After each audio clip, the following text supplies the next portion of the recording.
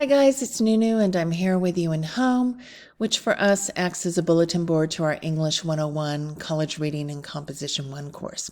And what do we have on our bulletin board? We have an event you can register for. It's free today, May 21st, 2020. It's regarding mental wellness in the COVID-19 era, and this is the information here. We also have my Zoom office hours, which I keep. They are listed here. And we have our to-do list for week 15 in modules, May 18th through the 24th, 2020. And we can spend this week catching up on any missing assignments and also using the questions form for the final paper. Let me go ahead and click on our to-do list for this week. And let me just go up to week 14th, which was last week, May 11th through the 17th. You were working on your first draft of the final essay. You had this week, the week 14.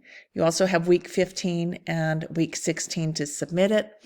But in week 15 and week 16, you have a questions form you can take advantage of and ask me questions to help you to write your paper. So I have an overview. The directions for the final paper are here in this link. And then questions you can ask me to help you to write your paper. How do I streamline my thesis, construct a map to my essay, transition from one topic to another, format a short or block quote, create a works cited citation, conduct a spell grammar check. Any of these questions or more you can think of to ask me, I will answer them.